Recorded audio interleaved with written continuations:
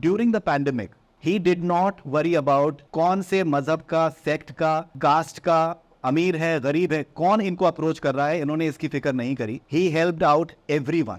मेरे घर पे मतलब कई सौ मुस्लिम्स खड़े रहेंगे, हिंदूज खड़े रहेंगे, हर मज़हब के लोग खड़े. मैं तो सबसे मिलता हूँ. मुझे तो आज तक कभी लगा ही नहीं कि कौन सी आप किसी रिलीजन के हैं कुछ है. मैं तो सबसे आज भी गले मिलता हूँ. पर मैंने अपनी लोग वहाँ पे मेरा घर के बाहर एक दूध वाला है लड़का, वो भी उसका काम भी है कि फॉर्म्स कलेक्ट करना और सब डिटेल्स लेना.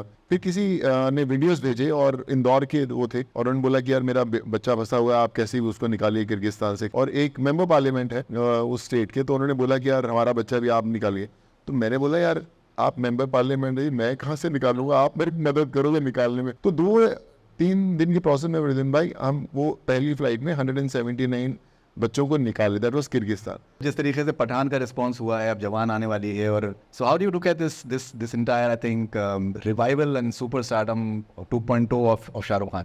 Shahrukh is a very humble guy. बहुत जेन्युइन इंसान है वो. And Shahrukh is one of the most hard working actors that I have worked with and I wish him all the best for जवान to. Biggest humanitarian को जो खिताब आपको मिला है, it's such a proud moment for everyone. ये कहाँ से आया? ये आपकी माँ का आशीर्वाद है? ये how did it exactly happen? जिन्होंने हमारे घर बनाए, हमारे ऑफिसेज बनाए, हमारी सड़कें बनाई, जब वो सड़कों पर आए तो आई थिंक उनका हाथ थामना जरूरी था. फिर हम घरों पे नहीं बैठ सकते थे कि there a life beyond films. और इतने सालों बाद पता चला कि जिंदगी का जो सबसे इम्पोर्टेंट रोल है वो कैमरे के सामने नहीं होता, कैमरे के पीछे होता है. एक बड़ी लाइन बोलता हूँ कि हौसला रख, एक समय ऐसा आएगा जब घड़ी दूसरे की होगी और समय तेरा बताएगा.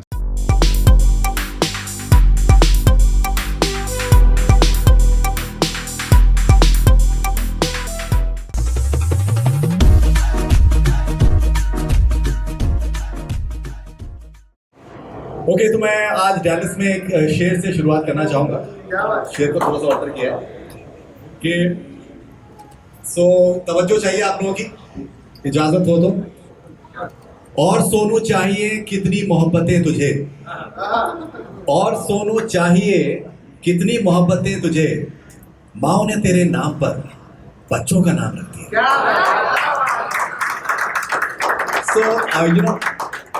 सो डैलस में आप लोग सब लोग हैं. बहुत बहुत शुक्रिया आप लोगों का आने के लिए, and congratulations to Raji, Firoz and Manoj for organizing this wonderful event for Dallas.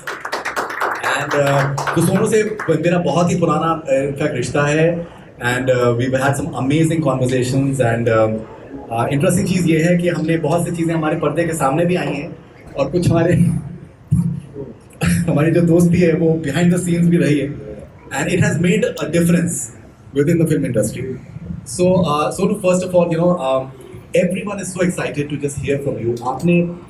आपने कमाल की फिल्में करी हैं, कमाल के परफॉर्मेंसेस करे हैं, लेकिन जो आपने पैंडेमिक में स्पेशली जिस तरीके से आपने एक बिगेस्ट ह्यूमैनिटेरियन को जो खिताब आपको मिला है, it's such a proud moment for everyone that what you managed to do is truly spellbinding. ये मैं आपसे पहले भी पूछूंगा, मैं एक बार फिर से आपसे पूछना चाहूँगा, ये कहाँ से आया? ये आपकी माँ का आशीर्वाद है? ये how did it exactly happen?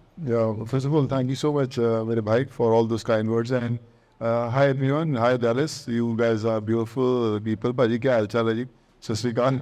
And it's great to connect. I had a lot of good things about Dallas, and then I interacted with the people here, so I actually realized why Dallas is Dallas. So thank you so much for this warm welcome, and really looking forward to this evening. और वनिंदन भाई ने बोला हमारा रिश्ता काफ़ी समय से है.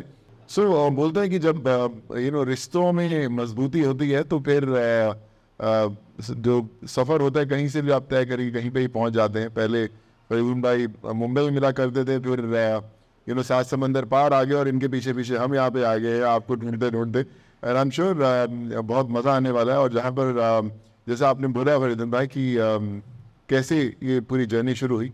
मैं वैसे पंजाब से बिलोंग करता हूँ, मोगा से, और इंजीनियर बनने नागपुर आया. नागपुर में इंजीनियर बने और सोचा कि पढ़ाई ख़त्म करके वापस मोगा जाएंगे. फादर का कपड़े का बिजनेस था, उसको और बड़ा करेंगे. लेकिन कई बार जो आपकी जो तकदीर होती है कुछ और तरीके से लिखी होती है ईश्वर ने, और एक्टर बनने मुंबई आ गए. बहुत सारे रोल्स की तलाश की, बड़े प्रोड्यूसर्स डायरेक्टर्स के ऑफिस में घूमे और किरदार ढूंढ रहे थे कि कैसा कोई बहुत इम्पोर्टेंट कैरेक्टर मिले जिसमें हम लोग खूब बाखूबी तरीके से निभा पाए। क्लियरली बहुत सारी भाषाओं में फिल्में की, अच्छे रोल्स किए और अच्छे रोल्स की तलाश की, और इतने सालों बाद पता चला कि ज़िंदगी का जो सबसे इम्पोर्टेंट रोल है वो कैमरे के सामने नहीं होता, कैमरे के पीछे होता है। क्या बात है। यहाँ पर लाइट कैमरा एक्शन नहीं होता, ना लाइट होती है ना कैमरा होता है, सिर्फ एक्शन होता है।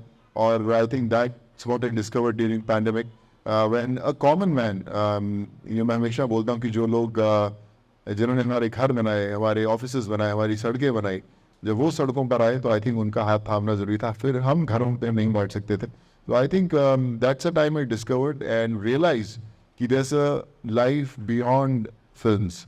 मैं पृथ्वीराज की शूट कर रहा था जब पैंडेमिक हुआ, उससे पहले हम 70-80% पिक्चर बना चुके थे, और जब पैंडेमिक खत्म हुआ, कोविड खत्म हुआ, जब मैं वापस उसी सेट पे गया तो दुनिया बड़ी छोटी लगने लगी। तो अचानक लगने लगा यार यही था वो जिसके लिए हम लोग इतने सालों से भाग रहे थे।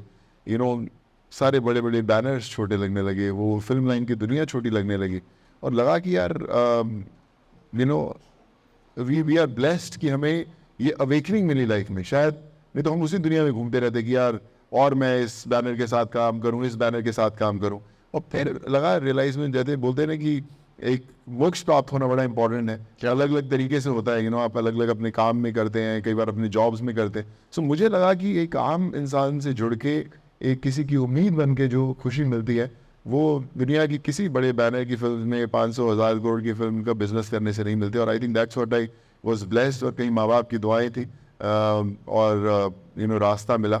वो कहते हैं ना कि जब आप अपनी ज़िंदगी की कलम में दुआओं की स्याही डाल लोगे, क्या बात। जब आप अपनी ज़िंदगी की कलम में दुआओं की स्याही डाल लोगे तो फिर आपका नाम पन्नों पर नहीं आसमान पर लिखा जाएगा। सो क्या बात।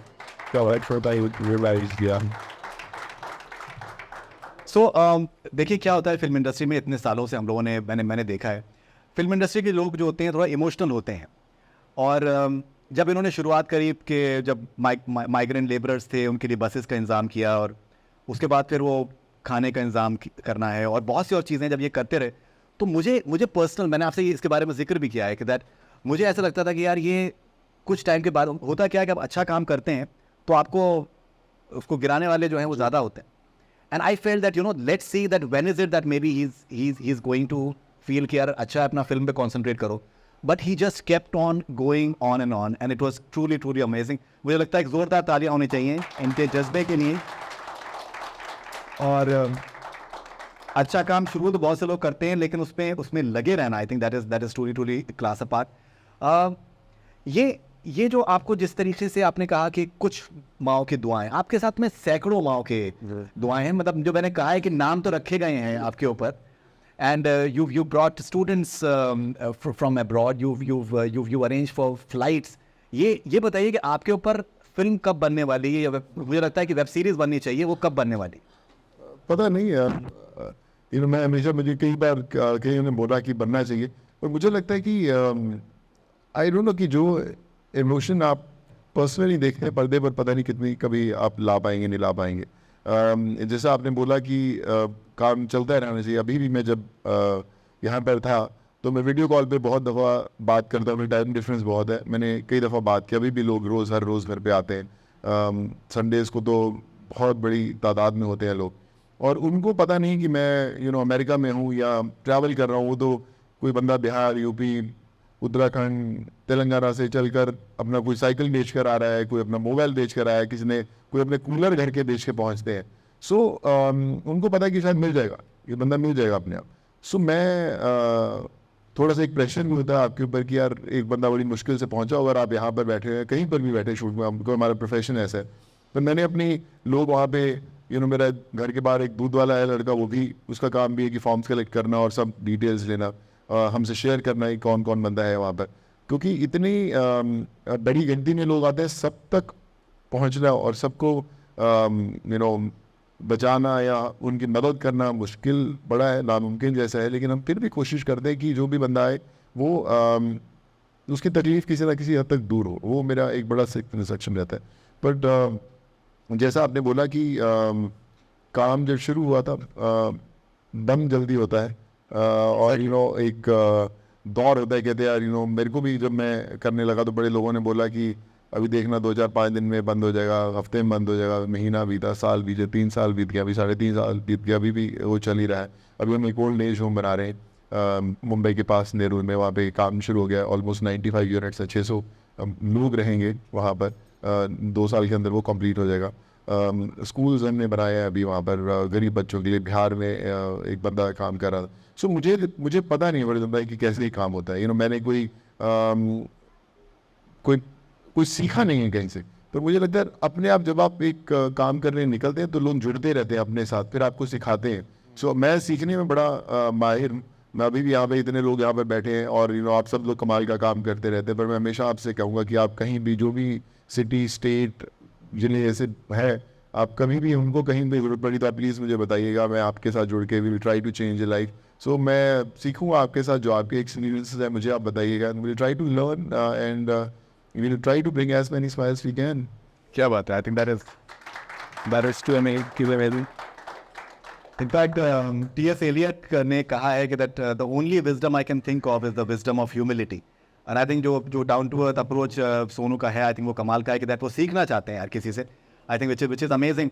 So एक शेर है कि जिनका काम अहले सियासत है तो वही समझें, जिनका काम अहले सियासत है तो वही समझें, अपना पैगाम तो मोहब्बत है जहाँ तक पहुँचा। क्या बात है। सो अब मीनाक्षी जी सामने है तो मुझे शेर व शायरी का एक दबदबा बना के रखना पड़ेगा। तो अब ये एक इट इज़ सो फैसिनेटिंग। मुझे लगता है कि ये जो दुआएं इनके साथ में हैं उसका एक बहुत बड़ा फैक्टर ये है कि that during the pandemic he did not worry about कि कौन से मज़हब का, सेक्ट का, कास्ट का, अमीर है गरीब है, कौन इनको अप्रोच कर रहा है, इन्होंने इसकी फिक्र नहीं करी। He helped out everyone, irrespective of whatever class they belong to. And I think that is such a fascinating, aspect. मुझे लगता है कि मैं कोई फिल्म देख रहा हूँ कि इस किस्म का एक इक्वालिटी रखना, it is truly amazing. मैंने पहले भी इनसे जिक्र किया है और मैंने इसके बारे में बात करी है.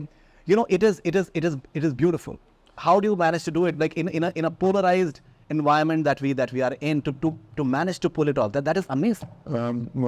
जैसे आपने बोला ना, पहले जब फ्लाइट्स की आपने बात की, मुझे याद है कि जब मैं लोगों को घर भेज रहा था, सो मुझे एक मैसेज किसी का आया कि किर्गिस्तान में हमारे कुछ बच्चे फंसे हुए हैं तो निकालिए। तो मैं बोला यार किर्गिस्तान में कभी गया नहीं, ना मुझे पता है कहाँ से निकालूंगा। तो मैं हज़ारों मैसेजेस आते हैं उसमें इग्नोर करके आगे वाले पे चला गया।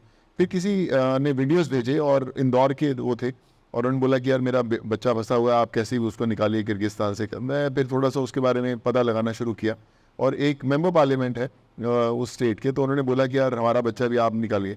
तो मैंने बोला यार आप मेंबर पार्लियामेंट है, मैं कहाँ से निकालूंगा, आप मेरी मदद करोगे निकालने में। कहते नहीं सर आपकी आवाज़ सुनी जा रही है, आप निकालिए। तो मैं उसके पीछे घुसा कि मैं कैसे रास्ता बनाऊँ। मैंने एम्बेसडर से बात किया, एम्बेसी में बात किया वहाँ पे, वो कह रहे कि हम आपको लैंडिंग की परमिशन नहीं देंगे फ़्लाइट की। और मैंने थोड़ा सा इमोशनली बात किया कि देखिए एक बार मौका मिला है हमने किसी की जान बचाने का, शायद बच जाए तो फिर आधे घंटे वहाँ से अच्छा एक काम कीजिए, आपको इतने टाइम की परमिशन मिलेगी, अगर आप उतनी देर में बच्चों को निकाल सकते हैं तो निकाल लीजिए। तो 2-3 दिन के प्रोसेस में वृदिन भाई हम वो पहली फ़्लाइट में 179 बच्चों को निकाले, दैट वाज किर्गिस्तान। जब हम उन बच्चों को निकाले तो उस जगह पे Kyrgyzstan, Kazakhstan, Uzbekistan, Georgia, Philippine, Russia, तो ये 6 कंट्रीज़ आसपास मेडिकल कॉलेजेस हैं जहाँ पर मैक्सिमम बच्चे आपस में कनेक्टेड हैं। जब उनको पता चला कि इसने यहाँ से निकालने, तो सब कॉलेजेस में से मेरा मतलब हज़ारों की गिनती में मेरे पास मैसेजेस आने शुरू किए, निकालिए निकालिए ज़रा हमें निकालिए। मैंने बोला यार मैं कहाँ से कनेक्ट करूँगा। तो मैंने हर कंट्री का एक लीडर बनाया। मैं अभी भी आप फ़ोन देखेंगे तो उसमें आपको दिखेगा किर्गिस्तान लीडर अभिषेक, कजाकिस्तान लीडर फलाना, जॉर्जिया लीडर ये। तो मैंने बोला कि भाई मैं एक बंदे से बात करूँगा, आप सबसे करोगे। तो मुझे याद है कि मैं जब जूम कॉल बात करता था तो हज़ारों की गिनती में स्टूडेंट्स खड़े रहते थे और मैं बोलता चलो निकालते हैं, और फिर रास्ता बनने लग गया। मैं एग्जांपल आपको इसलिए देना चाहता हूँ कि हम अक्सर खुद अपने आप को लिमिट कर लेते हैं कि यार मुझे किसी ने मदद मांगी, अरे मेरे को तो आता नहीं, मैं कहाँ से ढूंढूंगा, चलो इग्नोर करते हैं। हमें कोशिश ज़रूर करनी चाहिए। We might fail but we have to try. और अक्सर हम लोगों से, किसी से एहसान नहीं लेना चाहते कि मैंने वरीदुल भाई को बोला कि यार भाई उसकी हेल्प कर दो, आपने कर दी हेल्प, 5 मिनट बाद फिर दूसरा आ जाएगा मेरे पास। तो मैं बोला अरे तो अभी तो 5 मिनट पहले बोला था, मैं वापस कैसे इसको बोलूँ यार, मैं क्यों एहसान लूँ। तो अब नहीं लेते। सो मुझे कभी किसी ने बोला कि आप कैसे काम करते हो, मैं उनसे यही बोलता था कि I don't think twice calling someone for help for someone I don't know. मैं जिसको जानता नहीं, मैं उसको उसके लिए किसी अनजान बंदे को फ़ोन करने में बार बार नहीं चूकता हूँ, मैं करता रहता हूँ फ़ोन। तो जब सामने वाला बोलता है यार ये तो जानता नहीं फिर भी लगाओ, तो मैं क्यों ना मदद करूँ। तो ऐसे बहुत सारे लोग जुड़े, आज भी जो मेरे साथ लोग जुड़े हुए हैं वो मैक्सिमम लोगों को तो मैं आज तक मिला ही नहीं, लेकिन हम फ़ोन करते हैं। उनके कुछ, किसी का नंबर किडनी ट्रांसप्लांट बरेली है, किसी का लिवर ट्रांसप्लांट उत्तराखंड है, ऐसे उनके नाम मुझे पता नहीं है। सो हम लोग हेल्प करते रहते हैं, लोग जुड़ते जाते हैं। तो मुझे लगता है कि हमारे इंसान के अंदर एक बहुत बड़ी पावर है जिसको हम लोग खुद कभी डिस्कवर करते ही नहीं है। लोग बोलते हैं कि यार एक्टर है शायद इसलिए मदद कर पाता है यार, तो या फलाना बंदा ये मदद कर पाता है। सो मुझे लगता है कि हम खुद अपने दायरे में मान लेते हैं कि यार अगर ये काम है तो ये मिनिस्टर्स का ही काम होना चाहिए, ये तो एक्टर्स का ही काम होना चाहिए, ये तो डॉक्टर्स का ही काम होना चाहिए। मुझे लगता है हर आदमी हर चीज़ कर सकता है, and that's why I try to explore and that's why I try to learn every single day. और जहाँ तक आपने जैसे मदद की बात करी, मेरे घर पे आप बाहर जाके कभी आप देखें संडे को, कभी आप देखें तो मतलब कई सौ मुस्लिम्स खड़े रहेंगे, हिंदूज खड़े रहेंगे, हर मज़हब के लोग खड़े। मैं तो सबसे मिलता हूँ, मुझे तो आज तक कभी लगा ही नहीं कि कौन सी आप किसी रिलीजन के हैं कुछ है, मैं तो सबसे आज भी गले मिलता हूँ। और खासकर मैं एक और बड़ी चीज़ बोलता हूँ जो मैं कई बार अपने को स्टार्स एक्टर्स को बोलता हूँ, पता नहीं मेरे से नाराज़ हो जाएंगे मैं बात बोलूँगा तो उनसे। जी, एक एक्टर जाए 10 सिक्योरिटी गार्ड साथ में जाए, तो ऐसा नहीं है कि उसके ऊपर लोग चढ़ जाएंगे 10 सिक्योरिटी गार्ड। वो कई बार इसलिए होता है लोगों को बताने के लिए मैं आ रहा हूँ, तो मैं आ रहा हूँ, जैसे एक एक्टर चला रहा है सिक्योरिटी हट जाओ पीछे जाओ, कोई नहीं कुछ कर रहा किसी को, पर सब जाने जो नहीं भी देख रहा हो वो देखे अरे कौन है, तो फिर धन अच्छा ही जा रहा है। उनको ये नहीं महसूस होता कि यार मैं अगर चुपचाप निकल जाऊंगा तो लोगों को लगेगा अरे यार ये तो चुपचाप निकल गया, मेरे को देखा ही नहीं किसी ने। सो बताने के लिए मैं आ रहा हूँ, इसलिए 10 जाने साथ में कहते फिर मैं कहीं पूछता हूँ, मैं उनको बोलता है क्यों जा रहे तो जा रहा अकेले जा, भीड़ के अंदर कोई नहीं पूछेगा, ज़्यादा ज़्यादा कहने पीछे मांगी है ना, पीछे में आ जा, दो पीछे खड़े होकर कर रहे 10 मिनट लगेंगे, 5 मिनट लगे। मैं गारंटी देता हूँ देश के किसी एक्टर को आप भीड़ के अंदर घुसा दो, और अगर वो आराम से खड़ा रहेगा ना कि मैं सबके साथ मिलूंगा 5 मिनट रुकिए, कोई कुछ नहीं करेगा, कोई कुछ नहीं करेगा। लेकिन हम तो ऐसे ही यार क्या होगा ऐसे ही चलते हैं। हमने एयरपोर्ट पे भी देखा ऐसे बहुत अंतराज चलते हैं।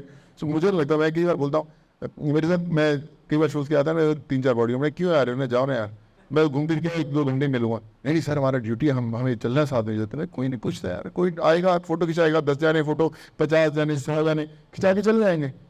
तो आई थिंक वो एक हम लोगों को या कोई भी सेलर्स को उस शेल से निकलना बड़ा इंपॉर्टेंट है कि यार हमें कोई पकड़ लेगा, अरे हमें कोई देख लेगा, अरे हमें कोई नोटिस नहीं करेगा, क्या फर्क पड़ता है उससे।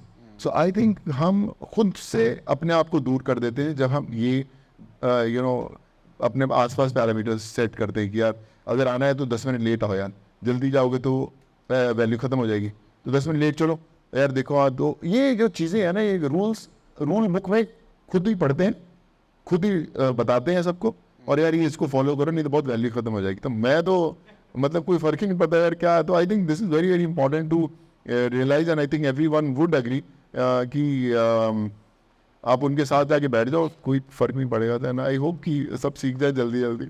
आई थिंक अगर हम लोग बात करने में आए जो इंडस्ट्री के बहुत से फैक्टर्स के बारे में, तो आई थिंक बहुत दिलचस्प सा कॉन्वर्जेशन हो सकता है। लेकिन ओके, सो इनफैक्ट सोनू, आपने इसके बारे में आपने बात करी है, जब जैसे पिछले कुछ टाइम पे जो एक फिल्म इंडस्ट्री को एक टारगेट सा किया गया, और बॉयकॉट बॉलीवुड के बहुत से ट्रेंड्स हैं, बहुत से लोगों के। आई थिंक मैं जब आया हूँ तो काफ़ी लोगों ने मुझसे पूछा कि आप ये सवाल पूछिएगा। आपने बड़ा बैलेंस्ड सा आपने हमेशा एक अपने वर्जन दिया है। आपने चाहे वो नेपोटिज्म को लेकर भी आप मतलब आप जीता जागता एग्जाम्पल हैं। आपने इतनी लैंग्वेजेस में, इतनी आपने इंडस्ट्रीज़ में आपने काम किया, बहुत ही कामयाबी आपने हासिल करी। तो आप ये जो पूरा दौर जो हमने जिस तरीके से देखा है ये, तो वो एक इंडस्ट्री को, और बहुत बार जो विद इन द इंडस्ट्री जो लोग होते हैं वो भी सर्टेन चीज़ें जिस तरीके से करते हैं वो थोड़ा सा बैड टेस्ट आ जाता है। आप कैसे देखते हैं इसको?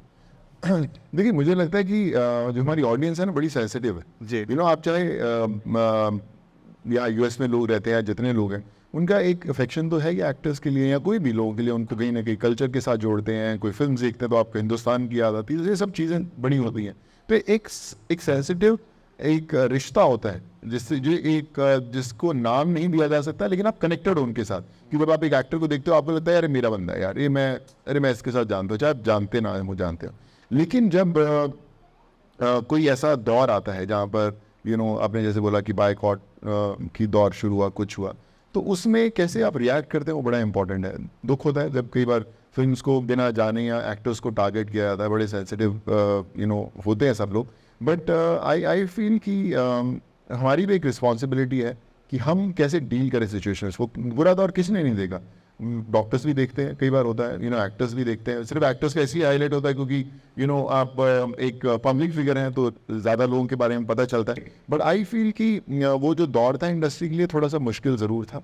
आई एम ग्लैड कि काफ़ी हद तक बाहर निकल आ पाए हैं।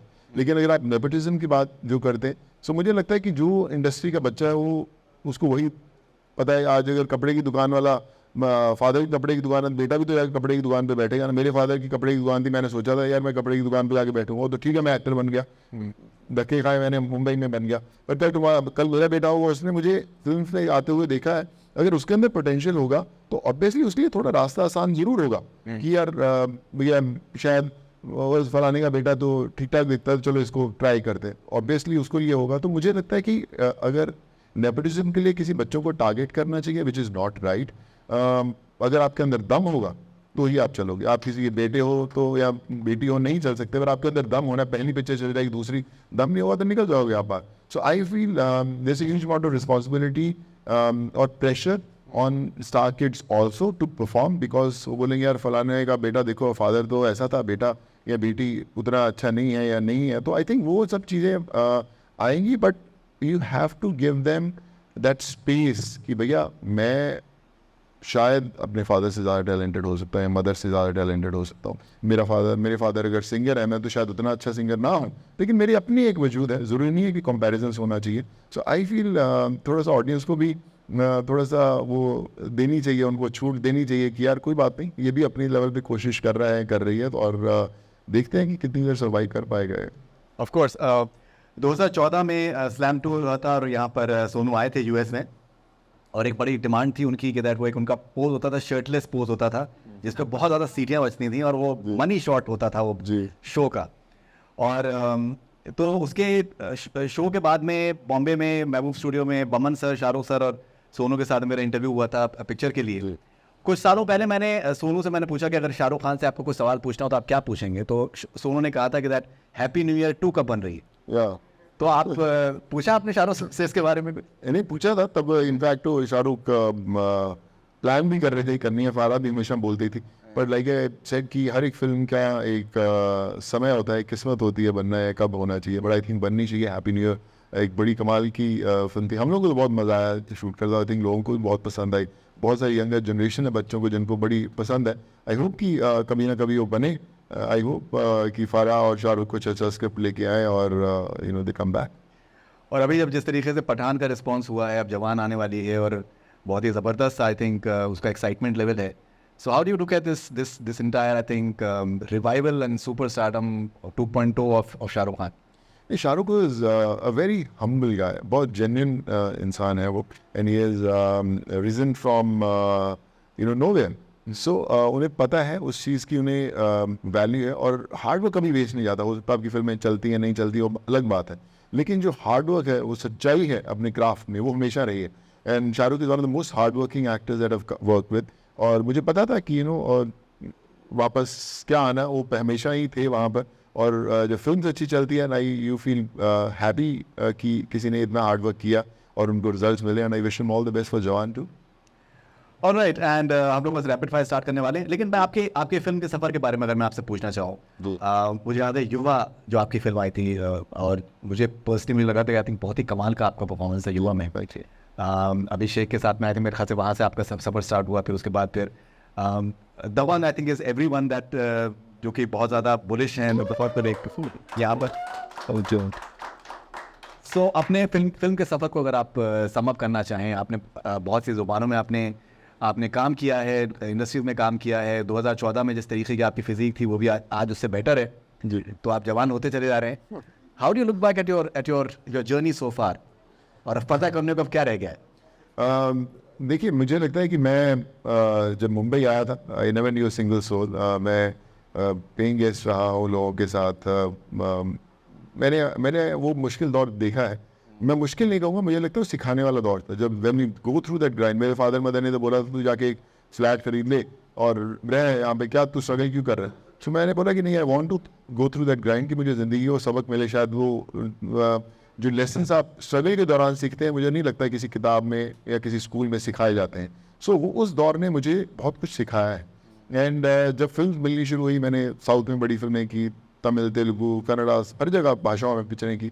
तो हर फिल्म मेरे लिए एक लेसन था। और हर फिल्म ने मुझे सिखाया है कि मुझे कैसे सर्वाइव करना है इन ऑल दीज ईयर्स। दबंग हो, हैप्पी न्यू ईयर हो, युवा हो, दे बड़ी इंपॉर्टेंट फिल्म थी। लेकिन मैंने हर फिल्म के लिए उतनी ही मेहनत की है कि मैं, अगर मुझे एक रोल मिला है, एक सीन मिला है, मैं उसमें कैसे अपने आप को नोटिस करवा दूँ।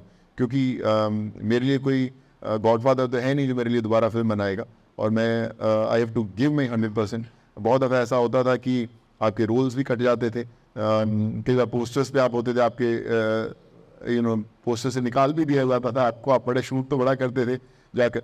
But I think that is the phase of life जहाँ पर आप गुजरते हैं, निकलते हैं। और मुझे लगता है कि अगर आप का टैलेंट या आपकी प्रेजेंस किसी को इनसिक्योर करती है, मैं बोलूँ, चाहे वो कोई भी बंदा हो, चाहे वो, तो मुझे लगता है फिर आपको मानना चाहिए कि आपके अंदर दम है, इसीलिए वो सामने वाला इनसिक्योर होता होगा। तो टिके रहो, एक दिन नंबर है। वो मैं हमेशा एक बड़ी लाइन बोलता हूँ कि हौसला रख, एक समय ऐसा आएगा, हौसला रख, एक समय ऐसा आएगा जब घड़ी दूसरे की होगी और समय तेरा बताएगा। सो आई थिंक वो करना ज़रूरी है।